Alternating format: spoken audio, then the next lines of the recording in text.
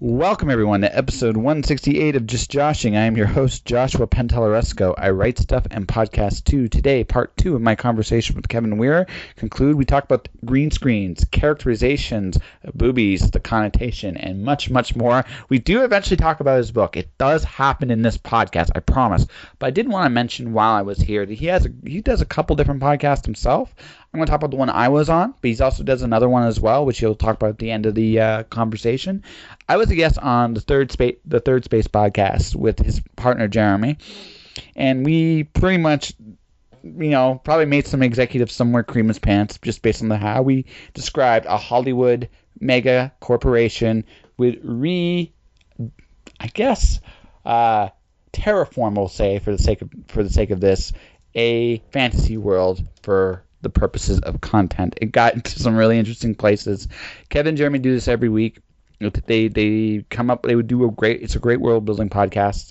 If you want to expand your imaginations and see where things can go, those two are really, really good, and they work great together too, which is really, really fun. I was thrilled to be part of the show. So, guys, thank you very, very much. Before I get to the conversation, though, I want to talk about what's happening this week for me, which is sweet and sultry summer. I'm going to be doing another live podcast. I'm going to be part of the festivities. MJ and Colette has kicked ass and is delivering a romance writers festival. And there's not just going to be romance writers. There's going to be myself. There's going to be burlesque dancers. There's going to be, spoken word poets. There's going to be, musicians. It's going to be a celebration of the romantic novel, which I think is really, really cool.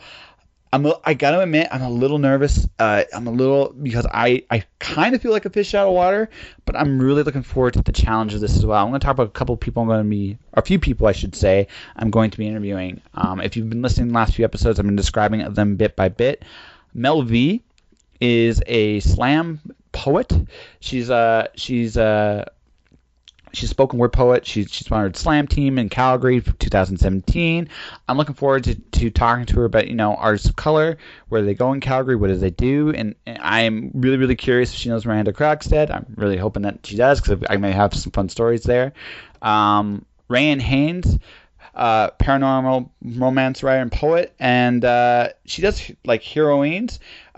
She talks about straddling the line between romance and literary. That's what we're going to be talking about, and we're gonna be, I'm looking forward to just going back and forth.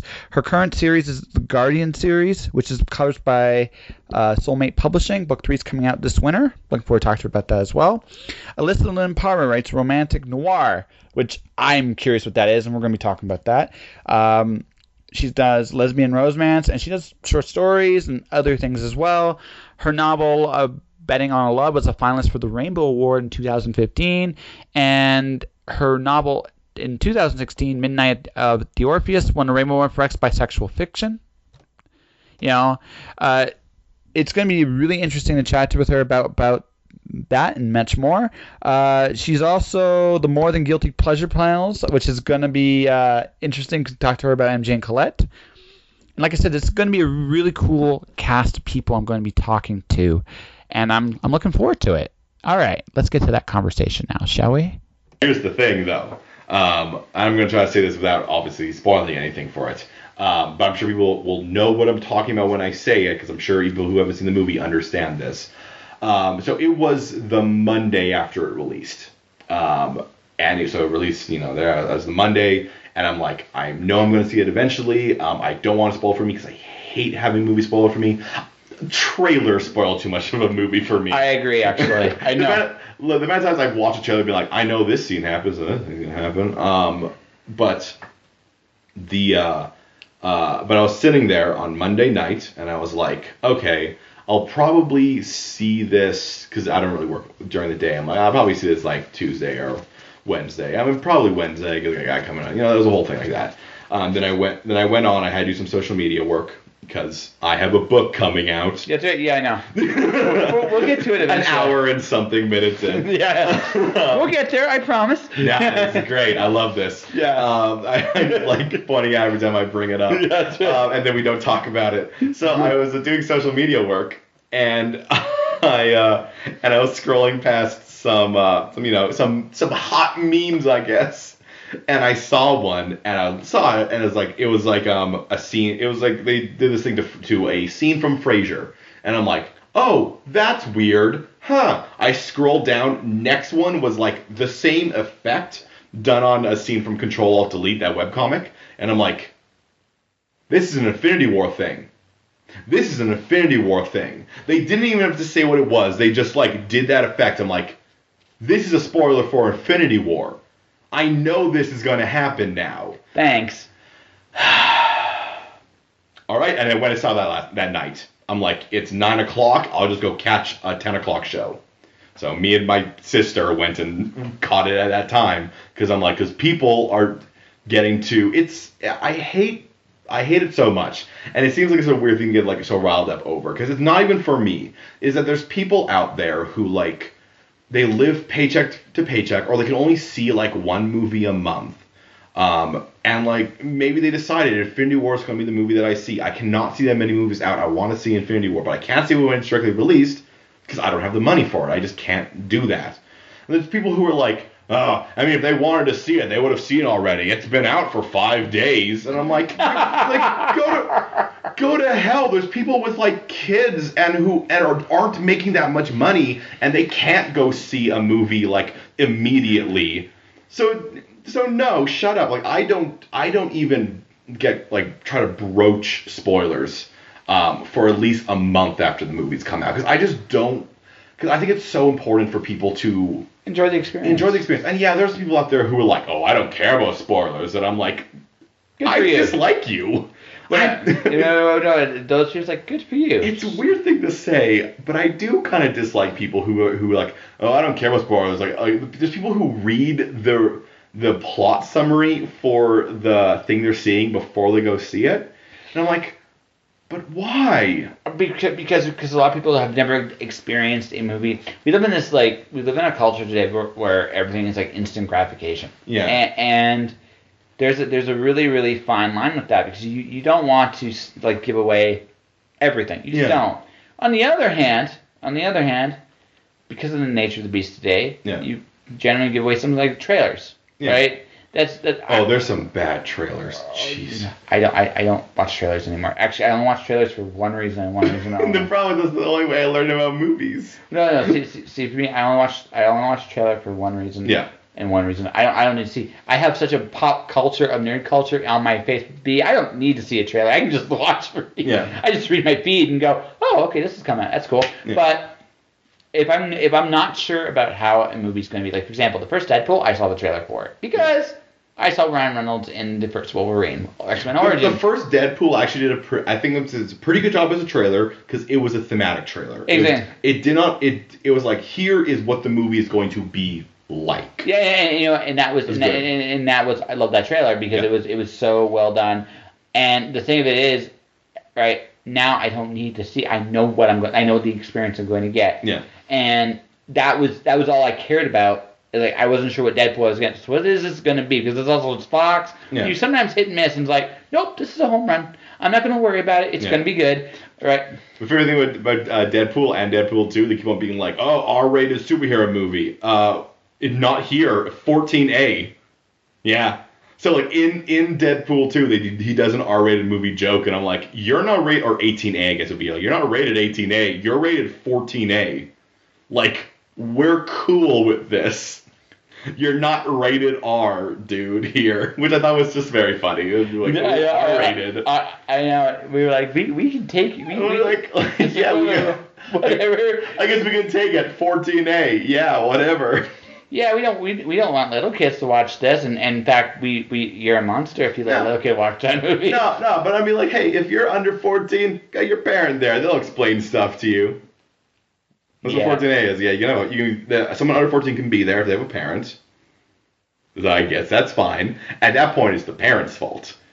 Totally. At that point, I'd be like, did you bring your kid here? Man, actually, I'm confused because 18A isn't. So am I forgetting? No, PG-13 You're allowed to watch if you're under 13 at your parents' guardians. Yes. 14A is you have to be over 14. Yes. Right. There's like 18A is you have to be over 18. Exactly. I keep on forgetting that we have like because the rating not the rating the I know this the rating the that system is confusing because I hear rating I think like 5 stars.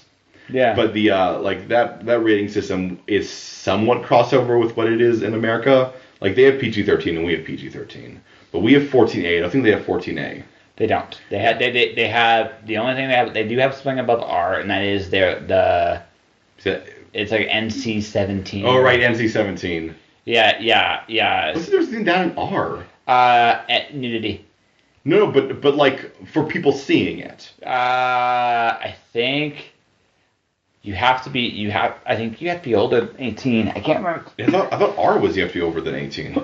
Or 18. You're an adult. You have to be an adult to see it. I think NC-17 is like it is like it's so rare these days. I think the last movie that was Showgirls, just to give you an idea of like how freaking long. So NC-17 is where they're like, this is effectively porn, but we can't call it porn. Exactly. It's soft prudes. It's like soft porn. There are nipples. We don't know what to do with it. There's nipples in this movie. That is no. Yeah. The most bizarre thing about American pop culture, they have no problem showing on TV someone's brains getting blown out, but you show a boob. Oh my god. The children. I'm like, yes, that's right, because boobs are less natural than people getting the brains blown out. Canada's a little bit more. It depends where you go in Canada. Canada's a little bit more hardcore on violence. Which you know what? It's honestly more understandable. Yeah. I would look. If I had to choose with my kids, I would rather them know what boobies are than you know. The inside of someone's head looks like. Yeah. You know? That way. Yeah. Hopefully one day they'll see boobies. Yes. Hopefully. I don't like that sentence I just said. I don't actually like saying the word boobies. It's not. I don't enjoy that word. Oh, okay. Boobs. Connotation, right? Yeah, I guess boobs are breasts. The problem is that boobies. It sounds like such like a 3-year-old. Absolutely. Describing something. I don't like saying. Remember, we were going back to calling something daddy. Yeah. As a 26-year-old man, I don't like calling something boobies. That's right. Unless if it's funny, I guess.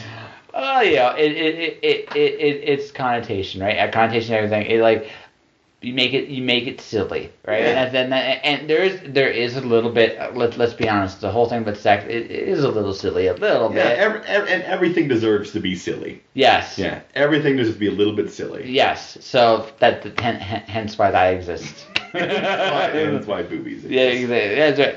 The origin of boobies. Told on Just Josh. That actually might be the tagline for this episode, just so you know. Ooh, exciting. I know.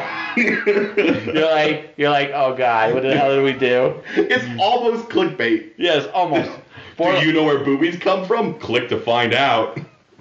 It would sadly work too. No, it wouldn't. Who would click? I'd be like, yeah, where do boobies come from? It's like, what do you mean? Where do they come? What do you? That is almost worth making a bet with you on that one. I mean, that's not fair. It's the internet. You can't judge the internet. Someone will be like, but am I wrong? It's not even that. It's like, oh my god, they're talking about boobies.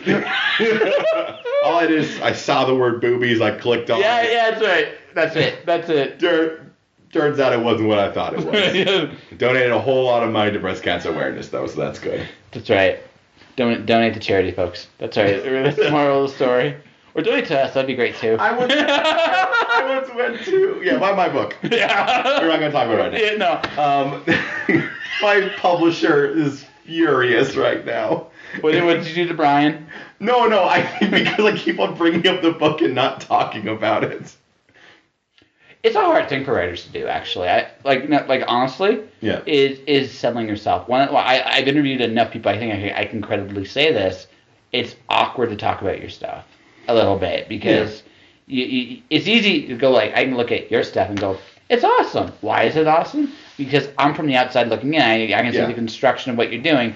Whereas you I have all the baby pictures and I have the foundations and I have the I don't know if it holds up to what everybody else is Well, doing. I had a nice benefit that I went to university for film, which going to university for film is very different from going to, which I also went to, a technical school for film. So I went to technical school for film, and I learned how to make a movie. When I went to university for film, I went to University of Calgary and I got a Bachelor of Film Studies.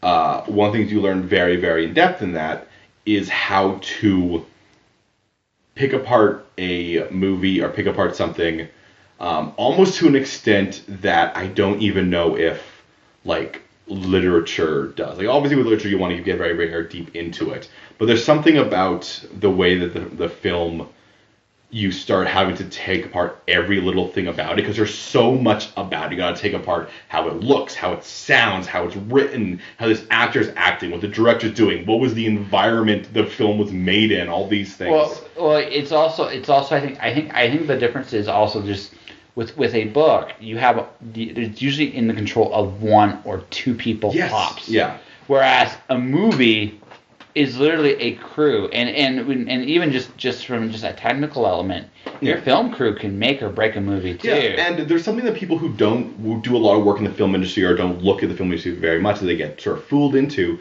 they have this idea where it's like, oh, the director does everything.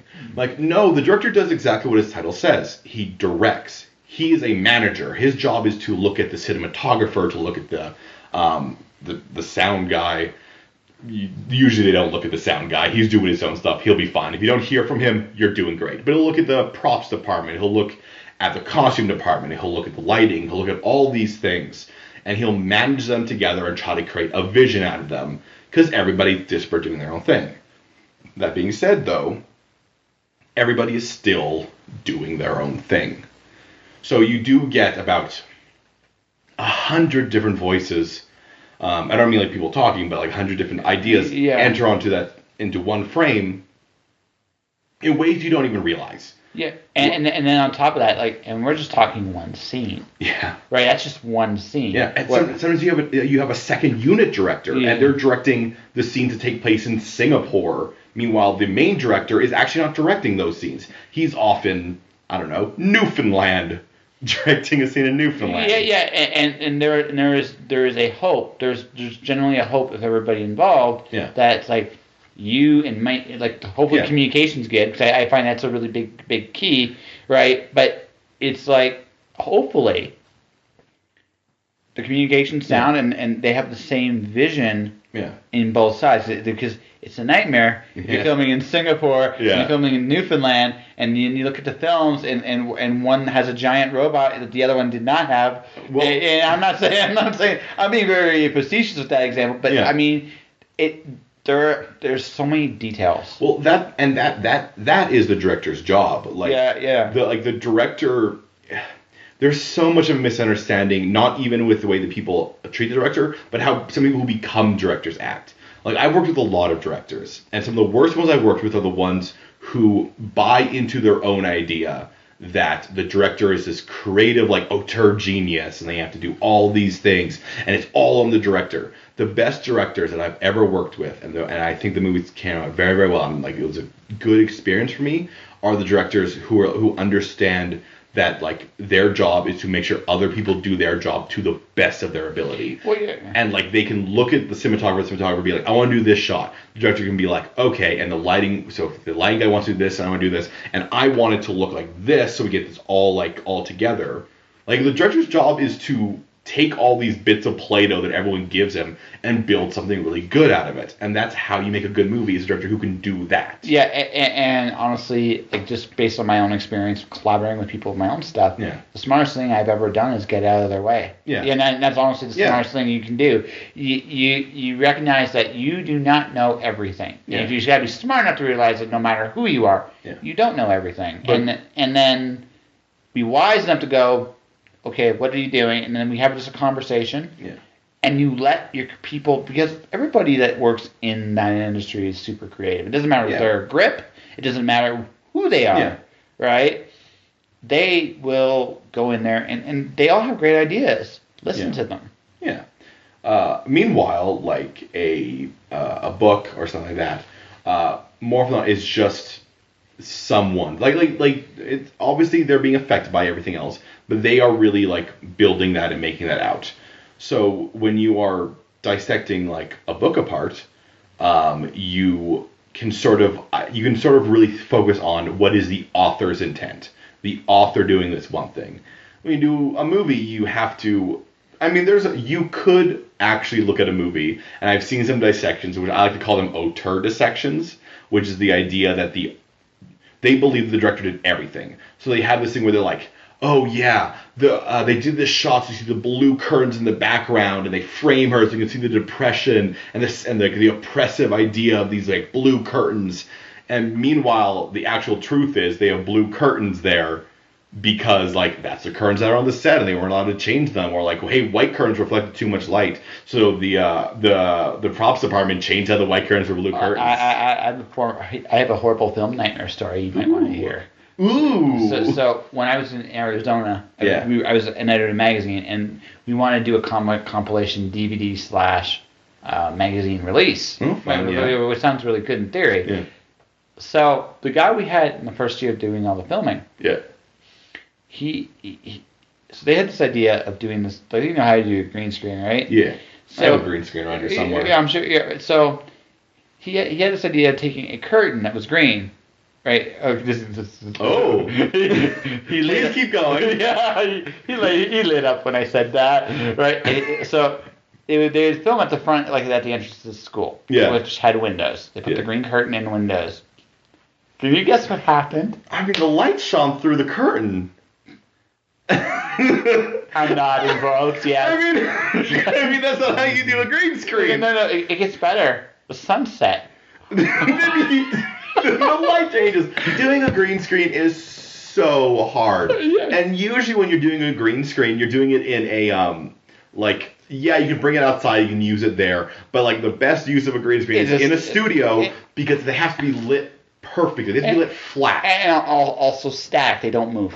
Yeah. They do not move. Yeah. That was another thing that happened. I'm not going to go into too many. Did he not secure it so it was like shaking like a curtain? No. What happened is day by day, it would just move slightly ajar. So depending on, it's like this is real bad. Yeah. Oh yes. This is real bad green screen work. No, it got better. So some of the scenes, when we put the background in, cut people literally in half. So wait, was the idea of the green screen that you want to use the green screen to put like a city back there effectively, like to change what it's like outside the window? No. Okay, so this is better. That's just one example. So we would go with the normal green screen in the room. Yeah. But it would move like every day. They take it, they hang it, they would take it down, hang it. But they didn't mark it. So So because the year after I had to come in and try to edit this. Yeah. I actually concluded that it was just best to leave it as a green screen, and because there was no way. What do they want on it? Like, what do they want it to be? No, just some kind of background. But no matter what background we put it on, it would delete people, or it would. Oh my God! Don't use a green screen as a background if you already have a background. Just use the background that you have. I know. I went to school for film for years. Here's a hint for everyone out there who wants to make a movie. If you can, just do a background. You don't need a green screen background. Just make a background. You make a background? You don't have to make a background's a weird thing to say. Find a background. Yes. Find a background. You know what? You do something like one of my favorite like solid movies was Disappearance of Alice Creed. Yeah. It was whole filmed in one room. But that room that was all that was required. They picked it up. Lighting was perfect for the film. I mean, there's always Cube, which was, filmed with 1 4/5 of a room. Yeah, but that's fine, right? Yeah. Whatever you do, it doesn't matter. But yes, I learned awful. So I figured you would enjoy those two stories. The way his eyes went, folks, like, you put it against the window. Oh, go on. As soon as you mentioned it's a green curtain, I'm like, I know it's going. He put it in front of a window. The light shone through the window, and it ruined any sort of lighting you could do on it. Yeah, and then the sunset. And then so we saw people. It's really you see the shadows going by. This podcast has been worth it for you just for this alone. Oh, See, that's what we're talking about. Like you make something that'd be funny to see on a film. Where you're just like, there's a person walking by that window who does not know they're in a movie.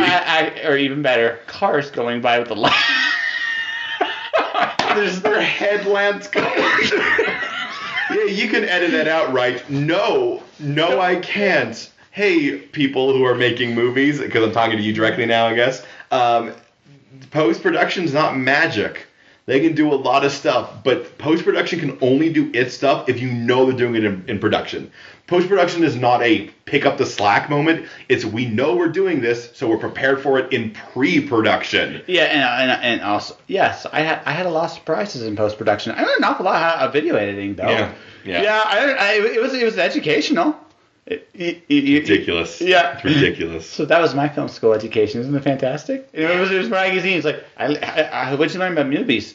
Surprisingly, a lot. Yeah. But not to do. Oh my god. Hey, learning what's not to do is sometimes just as poor as actually, learning in general, I have found that you learn by doing, and your mistakes are probably the best teachers. Yeah, and there's unfortunately so many people who are like, if they are too scared to make a mistake to actually try anything. You have to make mistakes, and if anybody makes fun of you for making a mistake, that person's the asshole, not you. Yeah, and you can't be afraid to fail, and that's a hard thing because the one thing about writing, movies, any form of art, and I had this when I was in Burnaby when they were for Creative Inc. Yeah. Someone came up and was like, I've never submitted anything. I said, I know why. It's like, it's not your bad stuff, it's your good stuff that you're afraid of. Because again, going back to the stick figure 5-year-old drawing. Yeah. Their whole heart's into that. Yeah.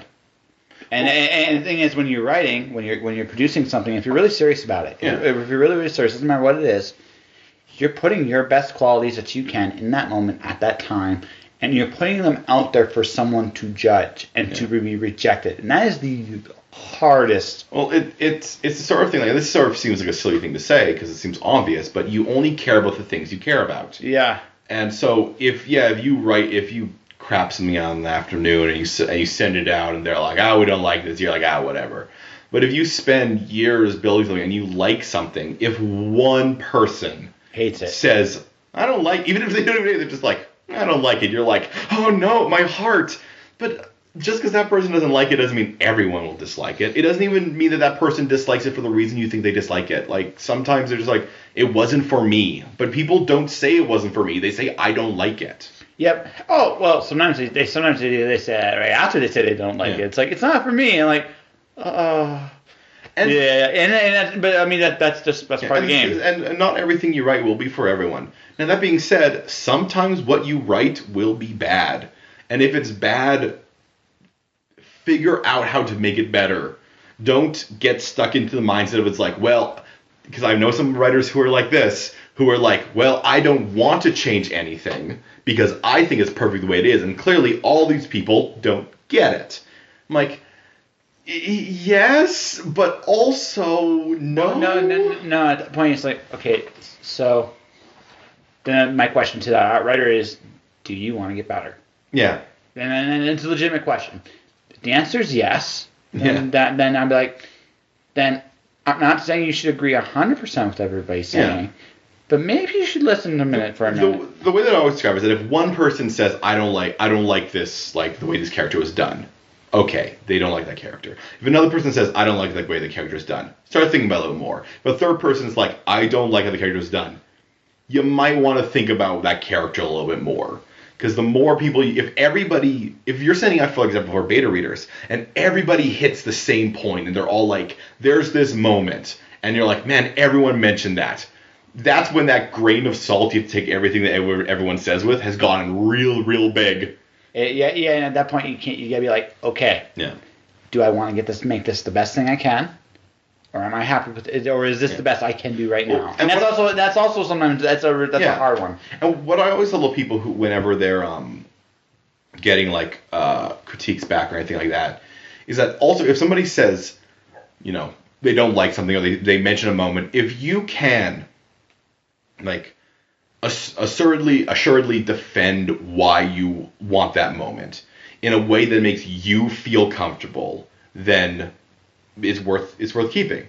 If all you can say is like, yeah, but it's in there and I like it, that's not always a good enough reason. There's scenes and things that I've written that I've liked and I've been like, it doesn't work. Yeah, well, it doesn't fit that moment, that scene, that time. I'll find another time to use it. Yeah. No, I've been kind of consulting somebody. He had this idea for this one scene, and I literally told him, like, if you put it in here, it's too soon.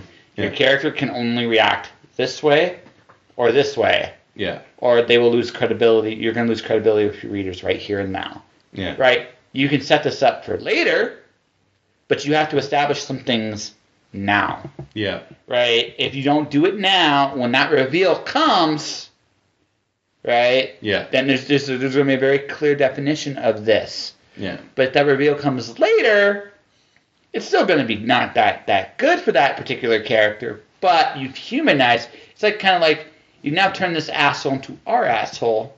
Yeah. And then you might be able to move past that point. Yeah. Right?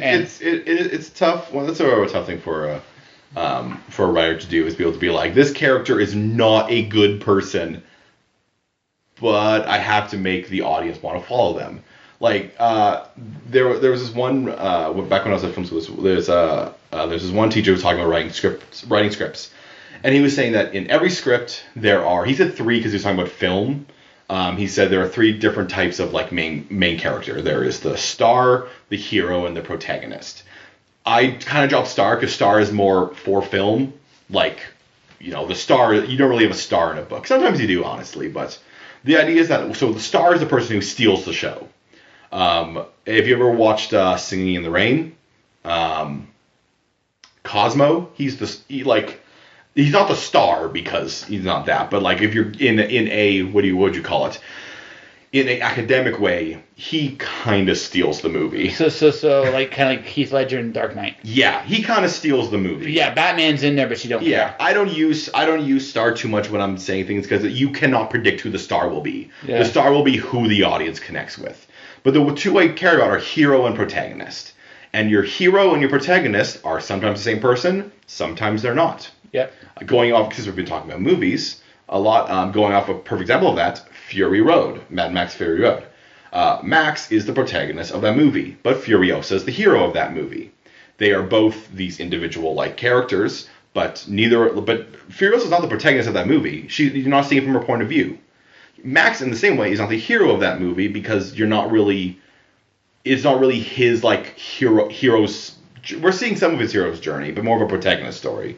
But like the one who's being heroic, that's Furiosa. He's not being heroic until at a very certain moment.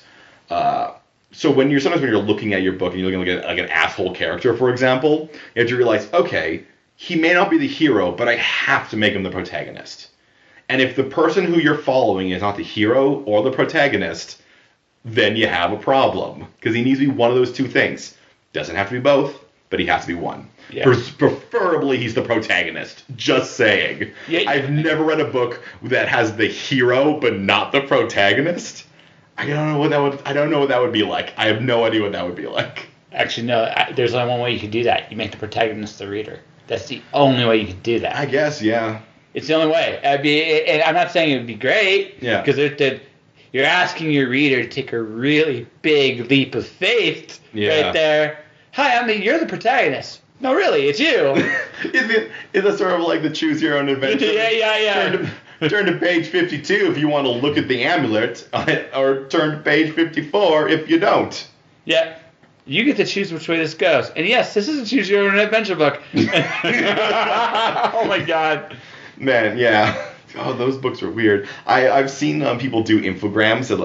I guess that's what I call them then. Infographics of like the choices you can make in some famous books, and they show the arcing paths. And there's some that are like crazy bizarre, where it's like because you're going back to other pages. There's one with time travel, I think, that was like crazy. There's a time travel one where you literally go through this one scene 3 times. Yeah. I can't remember.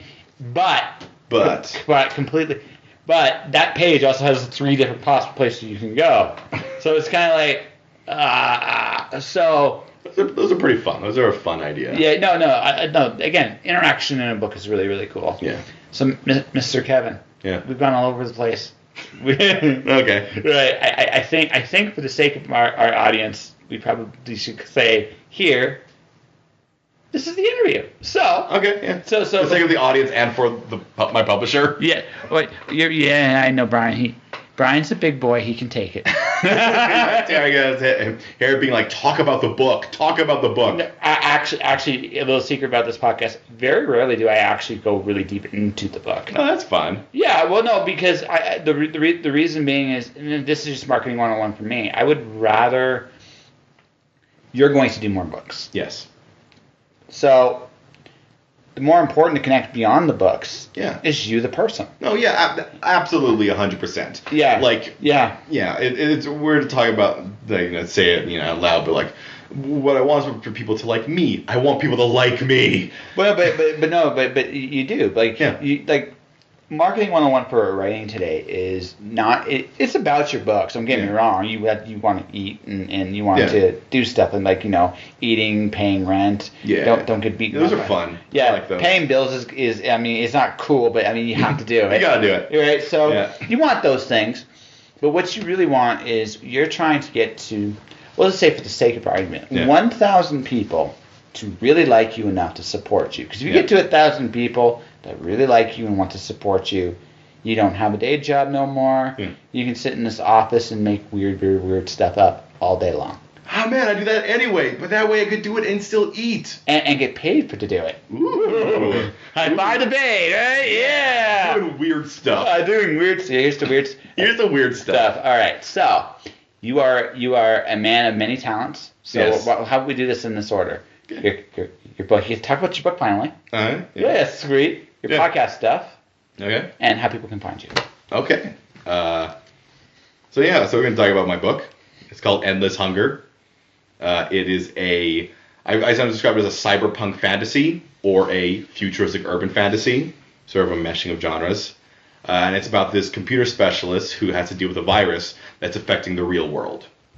So a lot of what came out of the reason why I kind of wanted to write it or make it was the idea that sci-fi and fantasy are these two genres that are so close to each other, but in some ways also at odds. With the idea being one being very technological heavy, one being very fantasy heavy. I don't think everyone thinks that way, and I don't think that way. I think they're a lot closer than they are further away, which is why sci-fi and fantasy is usually combined together. And if you go off to a bookstore, so part of the idea of like this book and the series in general is to sort of have fun with the idea of doing something of having a character who's like very very like technologically advanced, and it's in a world that has a lot of like wireless technology, a lot of like security, like heavy security, a lot of high. It's very much a cyberpunk world. That's the sort of world you're looking at. But it also has this fantasy element. If you have you ever played Shadowrun? Yes, I've GM'd Shadowrun a few times. Yeah. So Shadowrun though has its fantasy element being like right out there, right out in the open. This is more like it's going over tropes. It's the secret fantasy world thing. It's the idea of like there is a world beneath our world or alongside our world that most people don't know about, but a select few do, and they have to interact with it. Fair enough. Yeah. And what's your podcast about? I do two podcasts. I do the Third Space podcast, which is a comedic world building podcast. Yeah, I hear you getting some weird guy on you. Some weird dude. You might know him. Yeah, maybe. You might see him when you look in the mirror. Maybe. Sometimes. Maybe. Yeah. But it's a comedic world building podcast where what me and my co-host Jeremy Berkeley do is we take like concepts or ideas from either fiction, like tropes effectively, and apply them to the real world to make real worlds based off of those tropes, or we sometimes we do the opposite. Like we've made a Final Fantasy game based off of the 2016 American election. We made a sports game based off of historical figures. But then usually what we do is the other side of it. Like, for example, our latest episode, I don't know when this is coming out. The episode that's coming out that we recorded the other day, trying to keep this evergreen, but was about instances in MMOs. We go into Yeah, if you go into an MMO world, you'll have an instance with a certain amount of characters. So we're like, well, what if the world worked that way? That when you enter a room or a building, you might be in the same instance as the other people in that building. So we've done things like that. We've also done like, what if Muppets are real? We've done entire worlds based on superpowers, where it's like, what if everyone in this world had psychometry? So when they touch things, they knew their past. It messes up the retail market and the housing market, is what I'll tell you. Okay, awesome. Yeah, because when you enter a house and you're like, people had sex here, you're a little weirded out. Yeah. And then the other podcast I do is called Mystery Outsiders and Abs, and that is a teen drama fan cast. It has the question mark because it's me and my sister, both of us not being teenagers, reviewing teen dramas. So our main one we do is Riverdale. So I've watched all of Riverdale. That show's buck wild. And I don't honestly know if it's good or not, but it is buck wild. I'm frightened. Yeah. In our off season, we do the OC. We've also we watched Twilight, and we did a review of Twilight, and I hate that movie so much. I usually don't hate things. I usually like to find the good things in things. I do not like the movie Twilight. It's a bad movie. Like, aside from the whole thing about the story, it is a badly made movie. I like the baseball scene. That's it. We say that. That is the one scene that's good. That is a good scene. Yes. And then it's like bookended by the worst things ever. Right, yes. But I love that you're like, oh, the baseball scene. I'm like, yeah, you're right. The baseball scene. It's the only thing redeemable about that movie. So and then like I've actually seen parts of the other ones. I think we're eventually going to review them. But there's like the fight scenes in that movie are actually really, really good. Actually, the fight scenes are awesome. Because they did this cool thing with the vampires where they made them like marble, which is a cool mechanic. So when they get hit, like they're cracking, and it's really cool. Yes. Yeah, that is a cool effect. No, the